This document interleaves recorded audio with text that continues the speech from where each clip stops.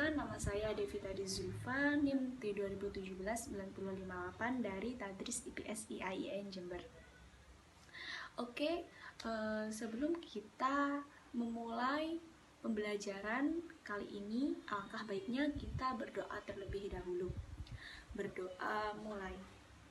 Bismillahirrahmanirrahim. Raditu billahi rabbal wa bil islami dina bil muhammadin nabiyyan wa rasulah. Rabbi zidni ilma warzuqni fahma. Amin ya rabbal alamin. Baik, jadi bagaimana kabar kalian semua? Semoga tetap diberi kesehatan dan juga kalian harus tetap menjaga stamina supaya tidak terkena oleh virus-virus yang ada di luar sana. Oke, jadi minggu lalu kita sudah mempelajari tentang apa itu perbedaan agama. Dan sekarang kita lanjut ke subbab berikutnya, yaitu perbedaan kebudayaan.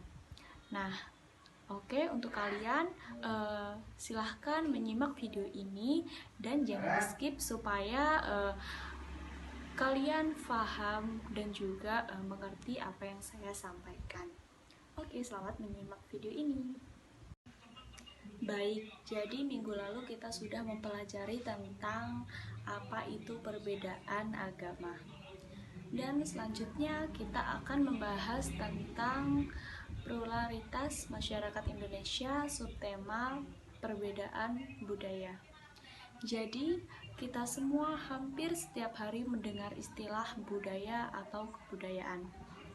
Karena seperti yang kita ketahui, di Indonesia sendiri memiliki banyak sekali ragam budaya. Nah, jadi apa sih yang dimaksud dengan budaya atau kebudayaan? Oke, jadi menurut Kuncoro Ningrat menjelaskan bahwa kebudayaan berasal dari bahasa Sanskerta, yaitu budaya, yang merupakan bentuk jamak dari budi, yang berarti budi atau kekal. Nah, adapun culture. Jadi culture itu adalah kata asing yang berasal dari kata bahasa Latin color, yang berarti mengolah, mengerjakan, dan terutama berhubungan dengan pengolahan tanah atau bertani. Nah, jadi berkembanglah makna tersebut menjadi segala daya upaya serta tindakan manusia untuk mengolah tanah dan mengubah alam. Nah, jadi gimana sih cara kita melihat hasil budaya? Nah, sebelumnya kita perlu memahami wujud kebudayaan agar lebih mudah memahami berbagai hasil budaya manusia. Nah, adapun menurut sosiolog Gigi Hoynikmin, terdapat 3 wujud kebudayaan, yaitu yang pertama ada gagasan, yang kedua tindakan, dan yang ketiga karya. Oke, kali ini kita akan membahas wujud yang pertama, yaitu gagasan atau wujud ideal. Jadi, wujud ideal itu merupakan kebudayaan yang berbentuk kumpulan ide, gagasan, norma, peraturan, nilai, dan sebagainya yang bersifat abstrak atau tidak nyata, tidak dapat diraba ataupun disentuh. Jadi, ide dan gagasan itu tentu berada dalam pemikiran manusia. Jadi, wujud kebudayaan itu berupa pemikiran manusia dapat kita lihat melalui karya-karya tulis. Nah, karya-karya tulis tersebut bisa berupa pemikiran yang ada dalam karangan dan buku-buku hasil karya para penulis masyarakat tersebut pada waktu tertentu. Dan yang kedua yaitu ada aktivitas atau tindakan. Jadi, aktivitas atau tindakan itu merupakan wujud kebudayaan sebagai suatu tindakan berpola dari manusia dalam masyarakat. Nah, biasanya juga disebut dengan sistem sosial. Nah, sistem sosial ini terdiri dari aktivitas-aktivitas manusia yang saling berinteraksi, mengadakan kontak, serta bergaul dengan manusia lainnya menurut pola-pola tertentu berdasarkan adat tata kelakuan. Hal itu bersifat konkret, terjadi dalam kehidupan sehari-hari, serta dapat diamati dan bisa didokumentasikan. Yang ketiga yaitu ada artefak atau karya. Nah, jadi artefak atau karya itu merupakan wujud kebudayaan fisik yang berupa hasil dari aktivitas, perbuatan, dan juga semua karya manusia dalam masyarakat berupa benda-benda atau hal-hal yang dapat diraba, dilihat, dan didokumentasikan. Hal ini bersifat paling nyata dibandingkan dua wujud kebudayaan lainnya. Nah, selanjutnya ada 7 unsur kebudayaan yang dapat membantu kita lebih memahami secara nyata tentang kebudayaan.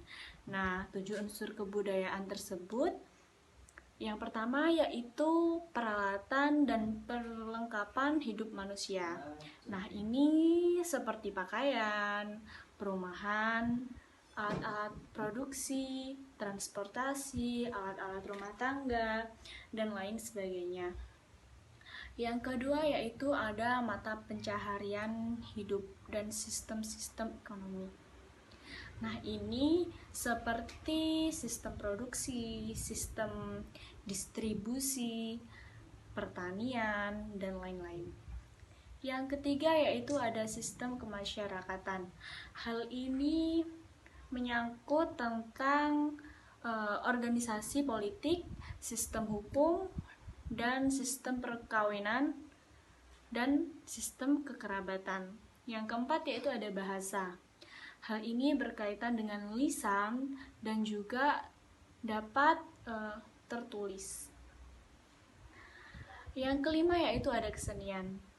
Jadi kesenian ini bisa berupa seni rupa, seni gerak, seni suara, dan lain sebagainya. Yang keenam itu ada sistem pengetahuan, dan yang terakhir ada sistem religi. Nah, hal ini bersangkutan dengan sistem kepercayaan. Sebagai contoh, biasanya di pondok pesantren terdapat kegiatan yaitu muhadharah. Nah, hal ini masuk pada poin religi atau sistem kepercayaan, dan juga bisa masuk ke sistem pengetahuan. Oke, selanjutnya kita akan membahas tentang apa saja sih yang mempengaruhi perbedaan budaya masyarakat Indonesia. Jadi, di sini ada perbedaan lokasi dan perbedaan agama atau keyakinan. Nah, sebagai contoh yang pertama, perbedaan lokasi. Jika kita bandingkan bentuk rumah asli masyarakat Jawa dengan Sumatera atau dengan pulau yang lainnya, tentu terdapat perbedaan. Nah, perbedaan tersebut bisa disebabkan oleh kondisi alam. Nah, yang kedua yaitu kita akan membahas tentang perbedaan agama atau keyakinan. Kalian tentu tahu dong, seperti Candi Borobudur, Candi Prambanan. Nah, di situ terdapat relief-relief yang berada di dinding. Nah, itu peninggalan Hindu Buddha. Nah, biasanya di situ mengandung berbagai ajaran-ajaran untuk umatnya. Nah, jadi agama Hindu dan Buddha ini sangat banyak meninggalkan hasil kebudayaan yang berupa patung dan relief pada dinding-dinding candi tersebut. Nah, sedangkan pada masa kerajaan Islam, hasil seni bangunan dan ukir, relief, patung bergeser menjadi seni ukir kaligrafi dan bangunan masjid. Nah, jadi selain kedua hal tersebut, perbedaan budaya bisa disebabkan oleh faktor-faktor lain, misal adat istiadat, kebiasaan, dan tradisi. Nah, kita semua tentu sudah memahami bahwa di Indonesia terdapat banyak sekali suku bangsa.